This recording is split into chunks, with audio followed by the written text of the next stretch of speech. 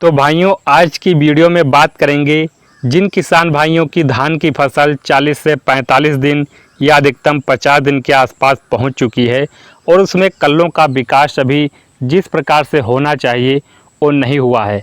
पौधे का ग्रोथ भी अच्छी प्रकार से नहीं हो पा रहा है। धान में पीला बना हुआ है। धान जब पीला बना रहता है तो वहाँ पर पौधे में फुटाव देखने को नहीं मिलता है। पूरी जानकारी बताएंगे, कल्ले क्यों नहीं आ पा रहे हैं, क्या कारण है, क्या उपाय करना चाहिए। सबसे पहले किसान भाइयों, धान की फसल में अगर ज़्यादातर लगातार पानी भरा रहता है तो कल्लों का फुटाव जितना अच्छा होना चाहिए वो नहीं हो पाता है। तो यहाँ पर अगर पानी निकास की अच्छी सी सुविधा है आपके पास, अगर वहाँ पर जल निकास की व्यवस्था है तो आपको पानी निकाल देना चाहिए। कुछ दिन के लिए 8 से 10 दिन के लिए खेत को सूखा आपको रहने दें।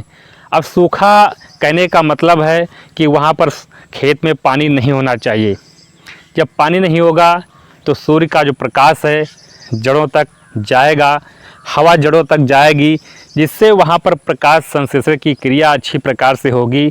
इसके बाद जब खेत में पानी लगाते हैं तो अच्छी प्रकार से वहाँ पर कल्लों का विकास होता है। मिट्टी हल्की सूखी हो जाती है, हल्की वहाँ पर हवा लग जाती है, रोशनी लग जाती है, जिससे पौधे में क्लोरोफिल का निर्माण अच्छी प्रकार से होता है और वहाँ पर जो प्रकाश संश्लेषण की क्रिया है, जब पौधे भोजन बनाते हैं वो भी किसान भाइयों अच्छी प्रकार से वहाँ पर होता है। तो जब धान की फसल हमारी 40 से 50 दिन के बीच पहुँच जाती है तो वहाँ पर लास्ट समय होता है कल्ले बनने का। किसान भाइयों, इसके बाद हमारी फसल 50 दिन के ऊपर जो ही पहुंचती है तो वो गवोट अवस्था में यानी तने में बालियां बनना शुरू हो चुकी होती हैं। तो जो भी इस समय आप लास्ट समय में अगर धान की फसल आपकी 35 से 40 दिन, 40 से 45 या अधिकतम 50 दिन के आसपास पहुंच चुकी है तो 3 से 4 प्रोडक्ट ऐसे बताएंगे जिनको डालने के बाद किसान भाइयों आपका खेत कल्लों से भर जाएगा, खेत में एकदम से हरियाली आ जाएगी और पौधा भी अच्छी प्रकार से ग्रोथ करेगा। तो सबसे पहले किसान भाई बात करेंगे, खेत में अगर पानी का भराव है तो पानी को आपको निकाल देना चाहिए। दूसरी चीज़ किसान भाइयों, जब आपको समय से खाद डालना है, किसी चीज़ की आवश्यकता अगर खाद की, माइक्रोन्यूट्रिएंट्स तत्व की, सूक्ष्म पोषक तत्व की आवश्यकता हमारी कल है, अब खाद अगर किसान भाइयों आप 8 से 10 दिन के बीच में बाद में डाल रहे हैं तो अच्छी प्रकार से हमारी पूर्ति वहां पर पौधे नहीं कर पाते हैं, जिससे भी कल्लों का विकास किसान भाइयों अच्छी प्रकार से नहीं हो पाता है। तो इस चीज़ का भी किसान भाई यहाँ पर बहुत बड़ा फ़र्क पड़ता है। तो सबसे पहले किसान भाइयों हम बात करेंगे आपको पहला प्रोडक्ट लेना क्या है। तो इसके लिए किसान भाइयों सबसे पहले आपको लेना है फिटकरी। ज़्यादातर घरों में मिल जाएगी।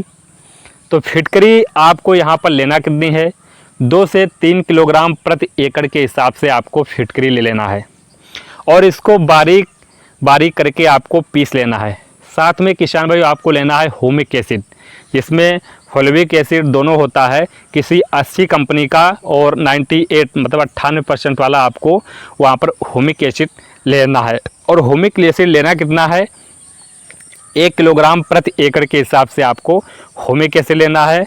और साथ में किसान भाइयों लगभग यूरिया आपको लेनी है 35 से 40 या अधिकतम 45 केजी प्रति एकड़ के हिसाब से आपको यूरिया लेनी है।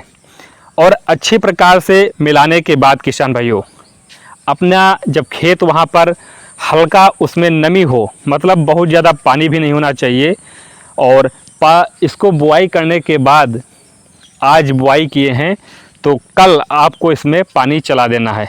2 से 3 दिन किसान भाइयों, पानी बहुत ज़्यादा भी नहीं होना चाहिए। और खेत में अगर पानी लगातार 2 दिन वहाँ पर रुक जाता है, ये कॉम्बिनेशन डालने के बाद तो आप देखेंगे इतना अच्छा रिजल्ट यहाँ पर, अच्छा बहुत ही कॉम्बिनेशन डालने के बाद बहुत ही अच्छा सा फुटाव देखने को आपकी धान की फसल में मिलेगा। तो ये कॉम्बिनेशन किसान भाइयों आपनी धान की फसल में मिला सकते हैं।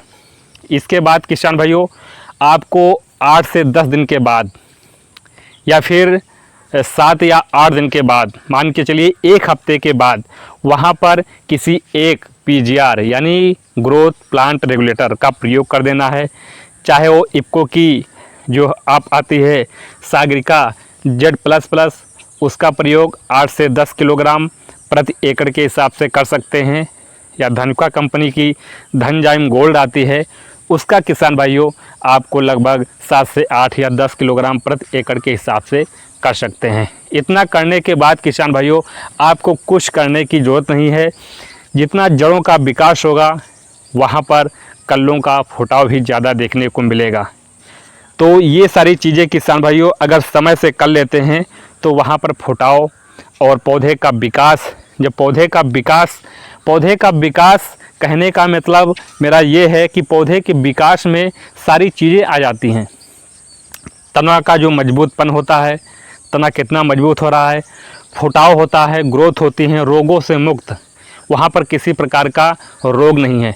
तो पौधे का जो विकास होता है, पौधा एक स्वस्थ होगा। जब पौधा एक स्वस्थ होगा, किसी प्रकार का रोग नहीं होगा, तो उसमें ढेर सारे कल्लों का विकास देखने को मिलेगा। तो जो मैंने बताया है, फिटकरी आपको लेना है और यहाँ पर ह्यूमिक एसिड लेना है और यूरिया लेना है। इन तीनों प्रोडक्ट को मिलाने के बाद ये कॉम्बिनेशन अच्छी प्रकार से मिल जाएगा। तो यहाँ पर डाल देंगे तो यहाँ पर पौधे में अच्छी प्रकार से कल्लों का विकास होगा। ये लास्ट समय चल रहा है, अंतिम समय चल रहा है। इसके बाद जो हमारी फसल है वो गवोट अवस्था में यानी तने में बालियाँ बनना प्रारंभ हो जाती हैं। इसके बाद किसी प्रकार की खाद, अगर चाहे नाइट्रोजन हो चाहे किसी प्रकार की खाद हो, आपको मिट्टी में नहीं देना होता है। अगर किसी प्रकार की खाद नाइट्रोजन यानी यूरिया आप मिट्टी में देते हैं तो वहाँ पर सिर्फ पौधे की ग्रोथ होती है, यानी पौधे की हाइट लंबी हो जाती है, जिससे थोड़ी भी हवा चलती है वहाँ पर पौध गिर जाती है और किसी प्रकार का वहाँ पर फ़ायदा देखने को नहीं मिलता है। जो भी नाइट्रोजन पोषक तत्व, सूक्ष्म पोषक तत्व देना है आपको, इसके बाद जब फसल हमारी स्टेज 50 दिन के आसपास पहुँच चुकी होती है तो आपको स्प्रे के माध्यम से देना होता है। तुरंत रिजल्ट मिलता है, बहुत अच्छा लाभ मिलता है। तो किसान भाइयों ये छोटी सी जानकारी आपको कैसे लगी, उम्मीद कर रहे हैं अच्छी लगी होगी। अगर किसी प्रकार का सुझाव है नीचे कमेंट कर सकते हैं, आंसर देने की पूरी कोशिश करेंगे।